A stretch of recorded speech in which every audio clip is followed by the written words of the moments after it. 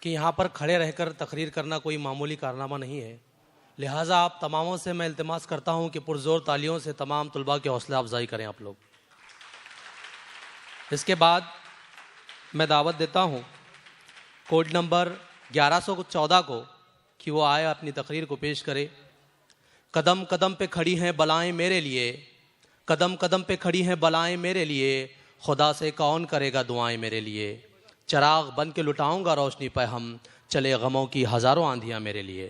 Code number 1114۔ ہم خون کی قسطیں تو بہت دے چکے ہیں، ہم خون کی قسطیں تو بہت دے چکے ہیں، مگر ایک خاک وطن قرض ادا کیوں نہیں ہوتا، مگر ایک خاک وطن قرض ادا کیوں نہیں ہوتا۔ صدر ذی وقار، ارباب نقد و نظر اور جلیسان محفل، السلام علیکم ورحمۃ اللہ وبرکاتہ۔ ہمارا عظیم ملک کبھی غلامی کے زنجیروں میں جکڑا ہوا تھا، پھر ہم آزاد ہوئے۔ بلا شبہ ہماری آزادی مرہون منت ہے۔ اے علماء کرام کی بصیرت و قربانیوں کی، اے علماء کرام ہی تو تھے جنہوں نے بھولے بھالے غلام ہندوستانیوں کو آزادی کے مفہوم سے آشنائی دی۔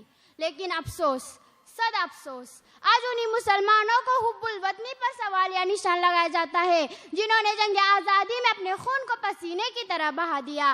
آج جن مدرسوں کو دہشت گردی کے اڈے قرار دی جا رہی ہے، اے وہی مدرسے ہیں جہاں سے انقلاب زندہ باد کے نعرے گونجتے تھے۔ انہی خانقاہوں سے انگریزی سامراج کے خلاف علامہ فضل حق خیر آبادی رحمۃ اللہ نے جہاد کا فتویٰ صادر کیا تھا۔ عزیزان وطن، 1799 کی جنگ آزادی سے لے کر 1921 کی تحریکی خلافت تک اے وہی علماء کرام ہیں جنہیں کبھی غدر تو کبھی بغاوت کے نام پر کچلا گیا۔ اے وہی علماء کرام ہیں جن کی لاشیں دہلی سے لاہور تک سڑک کے دونوں کناروں پر درختوں سے لٹکائی گئی۔ اے علماء کرام ہو کی تو تھے جن کے خون سے شاملی کا میدان جنگ سرخ ہو گیا۔ دل سے نکلے گی نہ مر کر بھی میری وطن کی الفت، دل سے نکلے گی نہ مر کر بھی میری وطن کی الفت، میری مٹی سے بھی خوشبوئے وطن آئے گی، میری مٹی سے بھی خوشبوئے وطن آئے گی۔ شریکان بزم، اے علماء کرام ہی تو تھے جنہوں نے انگریزی سامراج کے خلاف عوام کو بیدار کرنے کے لیے اردو صحافت کی داغ بیل ڈالی۔ صادق الاخبار اور دہلی اردو اخبار کے ایڈیٹر مولوی محمد باقر کو انگریزوں نے توپ کے دہانے پر رکھ کر سزائے موت دی۔ کوئی 45 اردو فارسی اخبار تھے جن کی عدالت و اشارت مدرسوں کے 4 دیواروں سے ہوا کرتی تھی۔ مولانا ابوالکلام آزاد نے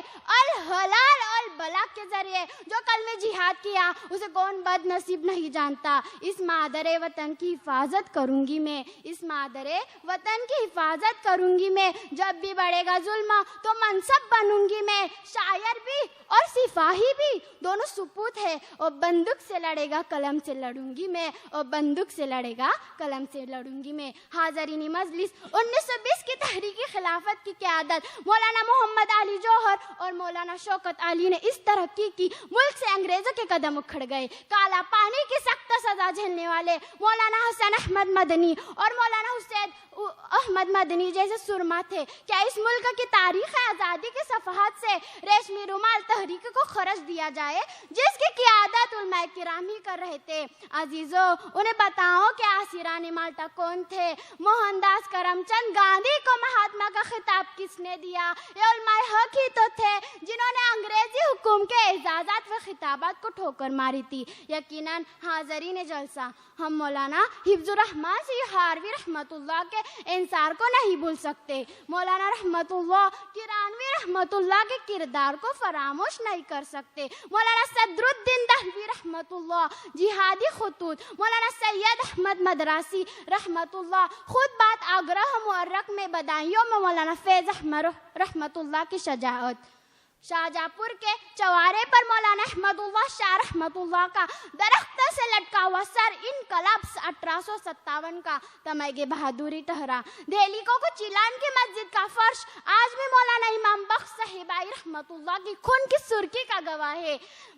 میں سلام کرتی ہوں ممبر و محربہ والے مسجدوں کو، خانقاہوں کو، مدرسے والوں کو جن کی بدولت ملک آزاد ہوا۔